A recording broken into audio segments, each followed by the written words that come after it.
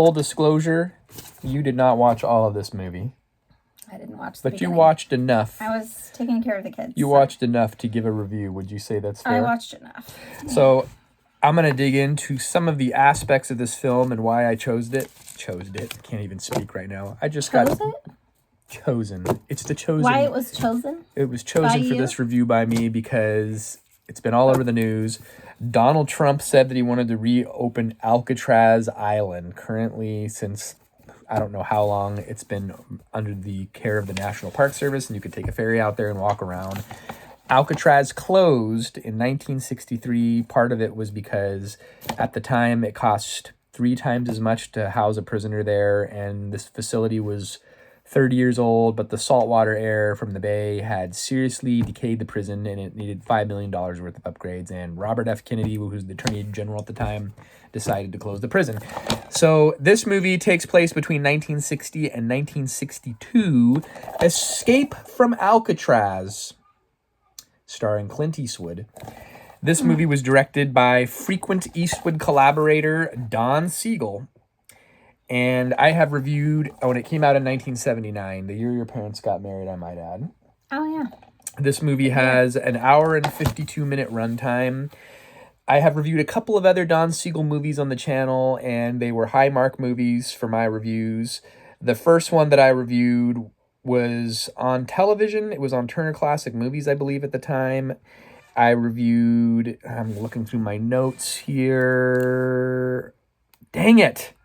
I wrote too much. I reviewed some film noir movie that he put out in the 50s. That movie also takes place in San Francisco. I highly recommend it. It is called The Lineup. And then he reviewed Coogan's Bluff. He directed Clint Eastwood in Coogan's Bluff, which is kind of, they say that was like a precursor film before he played Dirty Harry. So that's one of my reviews from a couple of years ago. And last summer, whilst I was unemployed, I watched all of the Dirty Harry ones starring Clint Eastwood. There was like 5 movies, I think, and you can look back through my archives, and you can see my take on the original Don Siegel directed one is the best of the franchise. But this director it's the last collaboration between Clint Eastwood and Don Siegel. Like I told you off camera, they had a falling out. Clint Eastwood over production and who would own the film rights and get more of the profit. And so this is the last time you see them working together. Okay, so this movie had a budget of $8 million. It went on to gross $43 million at the box office. It is considered one of the highest grossing films of 1979. Wow. But again, it takes place between 1960 and 1962 when the escape from Alcatraz took place. They took different things that happened over the years as recorded in books about Alcatraz and kind of put it all together to have it give a more poignant storyline.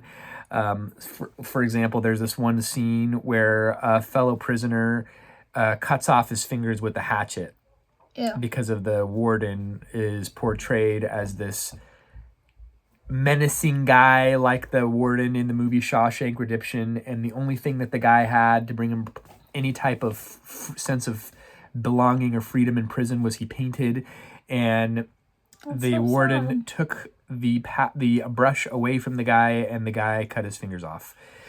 Jeez. That took place in the late 30s, and it was purely a ploy by the inmate to get out of Alcatraz and go to a lower security prison. So that whole story was a total fabrication. Couldn't you get another paintbrush? I mean, they took everything away from him. So also the portrayal of the warden in this movie, where he was incredibly menacing, that was a caricature and not real life from what I've read.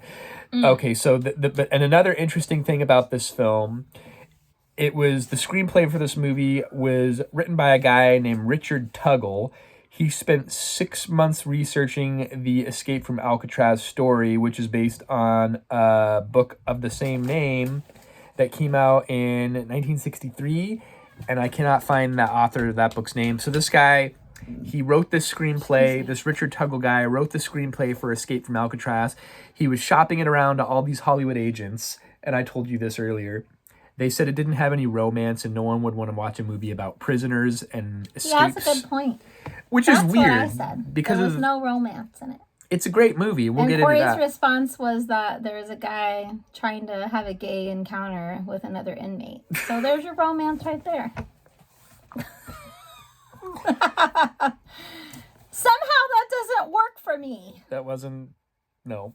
That's So what you said. this guy off camera. he was trying to market his script, and he called up director Don Siegel's agent, and he lied. He said that he had met Siegel at a party and told him about the script and that he wanted to see it and get him a copy. So by a lie, he got the script in front of Siegel. Siegel showed it to Eastwood. Eastwood wanted to produce it and star in the movie, and Don Siegel usurped him and paid $100,000 for the script and stabbed Eastwood in the back. I have a question. Go ahead. Is it usurped or usurped? Because Either I've way. always heard usurped. Tomato, tomato? Let us know in the comment section. Okay. So to me, Either way, it doesn't matter. this is why I love watching movies, know what because of It's supposed I to- love hearing the backstory. That's true. Okay, so and then I went down a rabbit hole about reading about a real escape from Alcatraz. There is some differences, and it's interesting because if it's kind of like a D.B. Cooper case, nobody knows if they really made it or not. Some people say they survived. The FBI closed the file and said that they drowned in San Francisco Bay, but nobody really knows. The family of two of the brothers, there were two brothers that were part of the escape group. The family claims that they got anonymous letters from them up until about 1987. So I don't know. There was so much coverage on it. People don't really know if that was really happening or if people were just playing into the whole lure of maybe they're still alive somewhere. Okay. Kind of like how people say maybe Michael Jackson's still alive Or even Elvis, Elvis. yeah. There's some pastor that people swear sounds just like Elvis and that he sings just like him and everything. And they say it's him, so who knows? And this type of genre is probably one of my favorite genres, kind of like biographical movies. Obviously, they took some liberties, but it's still a great movie. And to me, it held up very well. Let's dig into it now. So the Rotten Tomatoes score average, the critic average is 85%. I'm sorry. The Rotten Tomato critic average, I think it might have been 95%. The audience average is only 85%. And I tend to see that for a lot of the older movies, they don't hold up for a more modern audience, but I loved it. IMDb 7.5 out of 10. And I liked the ensemble cast.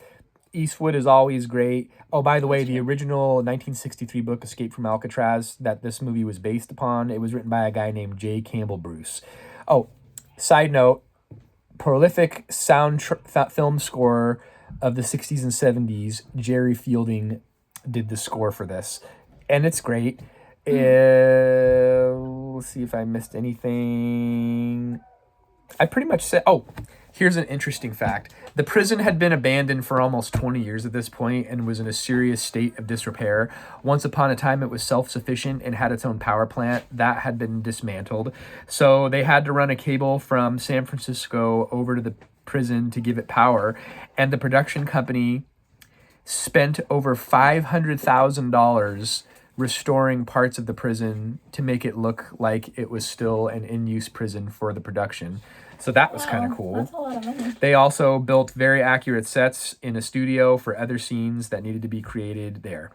Okay, last but not least, my review. And I know that we kind of differ on this because it goes back to what the whole reason where the Hollywood agent said there was no romance, and that's kind of your genre. I'm 5 out of 5. I thought it was great. I remember seeing it when I was a kid on cable TV at my grandparents' house. It's rated PG, and this movie probably would not be rated PG-13 today. There is some male nudity, but no frontal male nudity, which you always complain about. You feel like there is unfair. a misrepresentation of female full frontal, but not enough male full frontal. I'm not a fan of nudity in general, but it is not right that we see more, Anyways, whatever. Guys know I don't like nudity, but... Okay, so 5 out of 5. That's my review. And what say you about this movie? What's your stamp on it? I don't know. It's hard to say. I mean, it's obviously not a movie I would normally pick, but I do like Clint Eastwood, and it was interesting. And it was very suspenseful, especially, obviously, when they were escaping.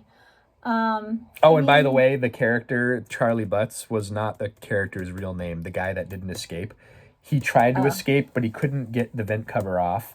And then he collaborated all the stories with the FBI, so he didn't face any further prosecution. Oh, wow.